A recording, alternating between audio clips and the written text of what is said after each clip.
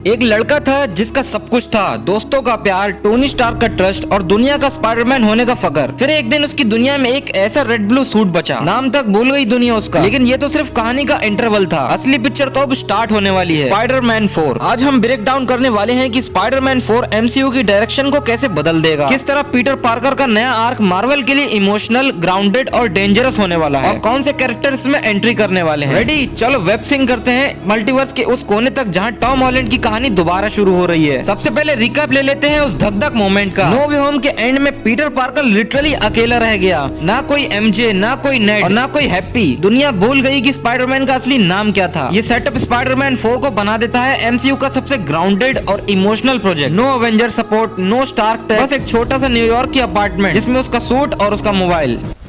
Emotion मतलब Marvel finally comic accurate friendly neighbourhood Spiderman पर shift कर रहा है। अब क्योंकि पीटर का स्केल छोटा हो गया है तो कहानी भी कॉस्मिक थ्रेट से घटी है, स्ट्रीट लेवल के थ्रेट्स तक। और ये वही जगह है जहां डेयरडेविल और किंगपिन जैसे कैरेक्टर स्पाइडरमैन के ऑर्बिट में आते हैं। देखो भाई, रूमर्स ये हैं कि स्पाइडरमैन 4 एक डार्क ग्रिटी टोन ले सकता है, जहां पीटर को क्राइम सिंडिकेट्स, अंडरग्राउंड माफिया और हो सकता है किंगपिन जैसा विलन फेस करना पड़े। और ब्रो, डेयरडेविल ऑलरेडी नो वे होम में छोटी सी कैमियो मार चुका है। लॉयर मैट मर्डोक का कमबैक 100% कंफर्म्ड है। अगर मैट मर्डोक और पीटर एक टीम में आए तो भाई न्यूयॉर्क की गलियों में क्राइम की तो छुट्टी ही समझ लो। और एक और बड़ा टीज, लेकिन बड़ा सवाल ये है कि स्पाइडरमैन 4 में वेनम सिम्बियोट आर्क स्टार्ट हो सकता है और पीटर का पहला डार्क फेज बिगिन हो सकता है। अब ये तो सिर्फ मार्वल ही जानता है, हम सिर्फ इमेजिन कर सकते हैं। इमेजिन करो एक स्पाइडरमैन जो गिल्ट, लॉस और रेज में सिम्बियोट सूट पहने। That's not just thrilling, it's literally comic gold. और अगर टॉम हार्डी का एडी ब्रॉक भी कभी क्रॉसओवर करे तो बस भाई, तब तो मल्टीवर्स का फुल तड़का लग जाएगा। अब सोनी के पार्टनरशिप को लेकर भी थोड़ा इंपैक्ट की बात कर लेते हैं। अब बात थोड़ी रियल वर्ल्ड की। मार्वल और सोनी की डील को लेकर फैंस हमेशा कंफ्यूज रहते हैं। गुड न्यूज ये है कि टॉम हॉलैंड का स्पाइडरमैन अभी भी सोनी और मार्वल दोनों के बीच गोल्डन बॉय है। स्पाइडरमैन 4 को ऑफिशियली मार्वल स्टूडियोज बना रहा है, सोनी के कोलैबोरेशन के साथ। अब इसका मतलब क्या है? एमसीयू की टाइमलाइन मेंटेन रहेगी, क्रॉसओवर पॉसिबल्स हैं, डेयरडेविल, केट बिशप या इवन यंग एवेंजर। फ्यूचर में सीक्रेट वॉर जैसी मेगा इवेंट में स्पाइडरमैन की रोल प्ले करेगा। और ऑनेस्टली एक स्पाइडरमैन जिसे कोई नहीं जानता, वही सीक्रेट वॉर्स का वाइल्ड कार्ड बन सकता है। स्पाइडरमैन 4 एक ट्रेडिशनल फिल्म बनने वाली है। इसमें पीटर पार्कर का पेन, मैच्योरिटी और नया पर्पस हाईलाइट होगा। ये फिल्म दिखाएगी कि हीरो सिर्फ पावर से नहीं, डिसीजन से बनता है। और फैंस के लिए सबसे बड़ी बात यह है कि स्पाइडरमैन फाइनली खुद अपना आइडेंटिटी बनाएगा। No Stark tag, no backup, no magic. लड़का जो पहले एवेंजर्स के साथ हुआ करता था, क्वींस की स्ट्रीट्स में मैं खुद के लिए फाइट करेगा। स्पाइडरमैन 4 एक मूवी नहीं, ये एमसीयू का ग्राउंडेड फेस का बिगिनिंग है। हो सकता है इस मूवी में हमें यंग एवेंजर्स का हिंट भी दे दिया जाए। तो भाई लोग, स्पाइडरमैन 4 एक और सीक्वल नहीं है, ये एमसीयू का मोस्ट इमोशनल, ग्रिटी और रियल स्पाइडरमैन का बर्थ होने जा रहा है। और अगर आप एक्साइटेड हो पीटर पार्कर के नए चैप्टर के लिए तो कमेंट करो। स्पाइडरमैन को सिर्फ दुनिया नहीं, खुद भी याद आना है। बाकी लाइक और सब्सक्राइब तुम कर सकते हो। स्पाइडरमैन आया है और इस बार वो सिर्फ पंच नहीं, इमोशन भी मार रहा है। मिलते हैं अगली वीडियो में।